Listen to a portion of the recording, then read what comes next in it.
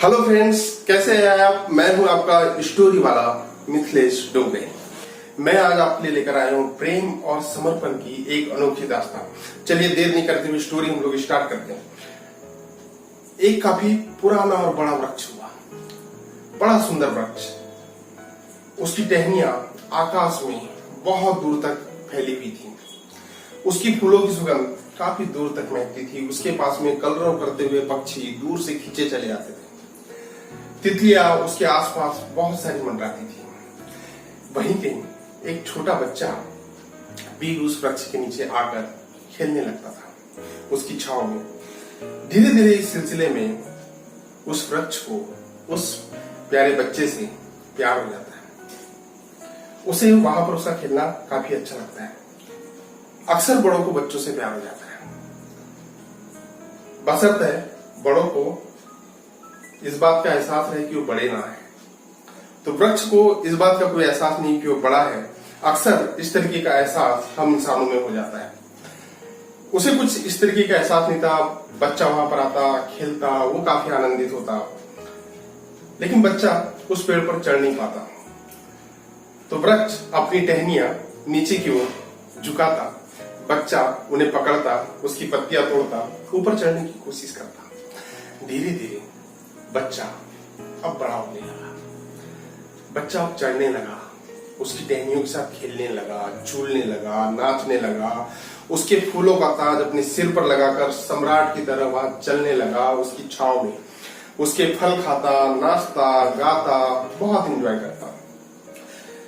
वृक्ष जो कि उससे बहुत प्रेम करता था, उसके प्रति काफी समर्पित था, वो काफी आनंदित होता है। आपने देखा होगा, प्यार अक्सर जब भी कुछ देता है काफी आनंदित होता है। अहंकार हमेशा लेता है तब आनंदित होता है, लेकिन प्रेम अक्सर देता है तब आनंदित होता है। धीरे धीरे लड़का बड़ा होने लगता है। उसकी परीक्षाएं, उसके टेस्ट, दोस्तों से आगे निकलने की होड़, ये सारी चीजें, और धीरे धीरे वो वृक्ष के पास में आना कम करने लगता है। वृक्ष उदास रहने लगता है कि अब वह मित्र मेरे पास नहीं आता, तो उदास रहने लगता है। प्रेम अक्सर उदास हो जाता है कब? जब वो कुछ दे नहीं पाता। इसको हम ऐसे समझे कि एक माँ है, उसके स्तर में काफी सारा दूध भरा हुआ है और बच्चा कहीं खो गया है, नहीं आ रहा है। तो माँ इंतजार कर रही है, माँ वेट कर रही है कि मेरा बच्चा आए और मेरा दूध पिए। ये प्यार हुआ। ऐसे ही वृक्ष भी उस लड़की की प्रतीक्षा करने लगता है। एक दिन वो लड़का कहीं से चला आता है। वृक्ष तेज हवाएं चलती है और उससे कहता है, मित्र तुम अभी तक कहां थे? मैं तुम्हारी राह देख रहा था। लड़का काफी उदास होता है और उदास होने के साथ साथ वो पेड़ से कहता है कि तुम मुझे क्या दोगे? वृक्ष कहता है, मैं तुम्हें क्या दूंगा? तुम्हें क्या चाहिए? वो कहता है, मुझे रुपया चाहिए, मुझे पैसा चाहिए, मुझे धन चाहिए, मुझे दौलत चाहिए। तो वृक्ष कहता है कि ये सब तो मैं कुछ जानता नहीं, हम तो ऐसे ही आनंदित होते हैं इस आसमां के नीचे। हमें ना कोई पैसों की जरूरत होती है, ना रुपयों की जरूरत होती है, ना किसी चीज की जरूरत होती है। तो लड़का वैसे कहता है कि वैसे मुझे तुमसे कोई जरूरत नहीं, तुम मुझे कुछ दे नहीं पाओगे, ऐसा करते हैं। तो वृक्ष थोड़ी देर सोचता है और वृक्ष उससे कहता है कि मित्र एक काम करो, तुम चढ़ो और ये सारे मेरे फल तोड़ दो और इसे बेचो। लड़का तुरंत सोचता है, पेड़ पे चढ़ता है, सारे उसके वृक्ष के फल तोड़ लेता है। कच्चे फल नीचे गिरते हैं, कुछ टहनियां नीचे गिरती है, पत्ते गिरते हैं, चोट पहुंचती है उस वृक्ष को। लेकिन उस चोट में भी वृक्ष आनंदित रहता है क्योंकि उससे प्रेम करता है। जब कुछ टूट भी जाता है तो भी प्रेम में समर्पण होता है, जिसमें वो आनंद उसको आता है। वो उसे बगैर धन्यवाद दिए ही सारे फल वहां से लेकर बाजार जाकर बेच आता है और उससे काफी रुपया बनाता है। रुपये से ही रुपये बनाने का सिलसिला उसका चालू रहता है। वो वृक्ष की तरफ पीछे पलट के नहीं देखता और नहीं आता है।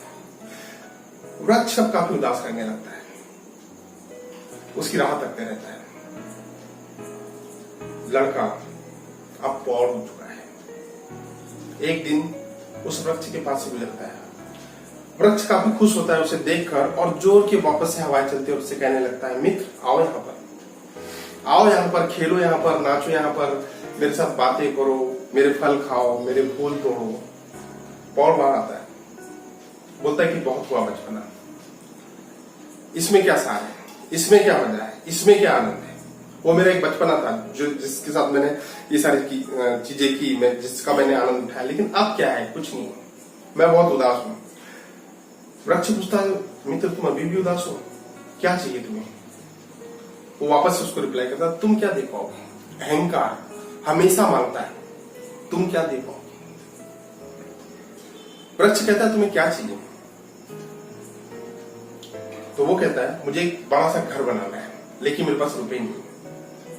वृक्ष तुरंत उससे कहता है, मित्र एक काम करो, मेरी सारी टहनियां काट लो और उससे अपना एक घर बना लो। प्यार देना जानता है। वो बगैर देरी के कुल्हाड़ी लेकर आता है, उस वृक्ष की सारी टहनियां काटकर घर ले जाता है और उससे एक आलीशान घर बना देता है। पेड़ इतना देने के बाद भी काफी आनंदित होता है, वो मात्र एक तना सा रह जाता है। अब उसके पास पक्षी नहीं आते, अब उसके पास तितलियां नहीं आती, अब उसके पास भौरे नहीं आते, अब वहां से तेज हवा नहीं चलती, और पौड़ जो कि मकान बना चुका है वो भी उसके पास वापस नहीं आता। वो काफी उदास रहने लगता है। प्रेम यदि बांटा ना जा सके तो उदासी में परिवर्तित हो जाता है। वो उसकी राह करते रहता है। अब वो लड़का से बना पौड़ और पौड़ से बना व्रत वहां से वापस गुजर रहा होता है, उस तने के पास आकर टिकता है। अब तने के पास तेज हवाएं नहीं चलती, लेकिन तना उससे कहता है कि मित्र बहुत दिनों बाद आए, आज फिर उदास हो, क्या बात है, मैं तुम्हारी क्या मदद कर सकता हूँ? बूढ़ा कहता है कि मुझे अभी काफी रुपए कमाना है और इसके लिए मुझे विदेश जाना है, इसके लिए मुझे एक नाव की जरूरत है, लेकिन मेरे पास पैसे नहीं है, मैं कैसे नाव खरीदूं? वृक्ष कहता है, मित्र एक काम करो, मेरे इस तने को भी काट लो, इससे एक नाव बना दो। प्रेम में वापस वही समर्पण की भावना, जहां पर सारा खो जाना या लूट जाना या बर्बाद हो जाना। वृद्ध देरी नहीं करते हुए कुल्हाड़ी से वापस उसका तना काटता है, नाव बनाता और चला जाता है। अब एक ठूठ सा वो पेड़ रह जाता, मरने की करीब। उस रात मैं उस ठूठ के पास में मेहमान हुआ। उस ठूठ ने मुझसे कहा कि क्या हुआ होगा मेरे मित्र का, क्या नाव पलट गई थी, क्या वो पानी में डूब गया होगा, क्या विदेश में उसे किसी ने लूट लिया होगा या किसी ने उसे मार दिया होगा? कोई तो मुझे बताओ, कुछ तो मुझे बताओ, कोई तो मुझे संदेश दो मेरे मरने के पहले, कोई तो मुझे बताओ कि उस मेरे मित्र का क्या हुआ। तो दोस्तों, आज की जो कहानी प्रेम और समर्पण के ऊपर मैंने आपको जो बताई कि प्रेम में वो वृक्ष जीरो पे चला गया, प्रेम में वो वृक्ष जीरो पे चला गया, उसने नहीं सोचा। प्रेम हमेशा समर्पण का भाव होता है और ऐसा ही प्रेम होना चाहिए। अहंकार में हमेशा लोग लेने की सोचते हैं, प्रेम हमेशा देने की सोचते हैं। लेकिन now era is like that कि हम इस एरा में प्रोफेशनलिज्म में इन सारी चीजों को कैसे तय करें कि प्रेम और समर्पण। कई बार ऐसा होता है कि कुछ अच्छे लोग होते हैं जो लोगों से बहुत प्रेम करते हैं, लोग उन्हें पूरा का पूरा इसी तरीके से खाली करके चले जाते हैं। तो आप सोचिए कि आपको कितना प्रेम करना चाहिए और नहीं करना चाहिए। वैसे प्यार करने के लिए कोई हमें तराजू तो होती नहीं है, लेकिन फिर भी सोच समझ कर कीजिए, कहीं ऐसा ना हो कि समय के पहले ही आप भी उस ठूठ की तरह परिवर्तित हो जाए और मरने की राह पर चले जाए और कुछ अहंकारी व्यक्ति प्यार का नाम लेकर चोट पहुंचाकर चले जाए। तो दोस्तों, ये थी मेरी आज की कहानी।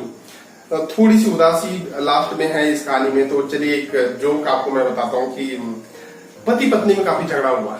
पति जोर से चिल्लाकर कहता है, हे भगवान मुझे ऊपर उठा ले। उतने में उसकी स्त्री भी कहती है, हे भगवान मुझे भी ऊपर उठा ले। पति तुरंत कहता है, हे भगवान ये बाई को जहां तू ले जाने वाला है वहां मुझे लेकर मत जाना, अदरवाइज मेरे मरने का मतलब ही कुछ रहेगा नहीं। तो दोस्तों, ये था आज का चुटकुला। एक टिप्स आपके लिए, कोरोना फैला हुआ है, काफी लोगों की जॉब जा रही है, अर्निंग कम है, बिजनेस डाउन है, सारी चीजें है, कहीं न कहीं डिप्रेशन है, चिंताएं है, एंग्जाइटी बहुत ज्यादा है, तो इसमें आप तालमेल कैसा बिठाएं। बहुत सारे मन में विचार चल रहे होंगे, ख्याल चल रहे होंगे, आपाधापी चल रही होगी, क्या करें क्या ना करें। दोस्तों, एक कमरे में अपने आप को बंद करें, 15 से 20 मिनट देखें इन विचारों को, ये जो आपके मन में चल रहे हैं, ये इतनी जो आपाधापी चल रही है, इनको कैसे रोके ताकि हम डिप्रेशन से, एंजाइटी से हम लोग बच पाए। तो 15 से 20 मिनट अपने आप को दीजिए, एक रूम में अपने आप को बंद कीजिए और कुछ मत सोचिए। वो जो विचार चल रहे हैं उनको देखते रहिए, देखते रहिए, देखते रहिए और उनको बोलिए स्टॉप। जब भी विचार आए पहले तो देखते रहिए, फिर धीरे से बोलिए स्टॉप। एक कुछ दिन की प्रैक्टिस के बाद जो अनायास ही आपके मन में जो आपाधापी चल रही है या जो विचार बहुत सारे आपके मन में चल रहे हैं, धीरे धीरे करके रुक जाएंगे और आपकी चिंताएं कम होगी। तो दोस्तों, आज की स्टोरी से आपने और मैंने काफी कुछ सीखा होगा। यदि आपको स्टोरी अच्छी लगी हो तो मेरे चैनल को जरूर सब्सक्राइब कीजिए। Thank you very much.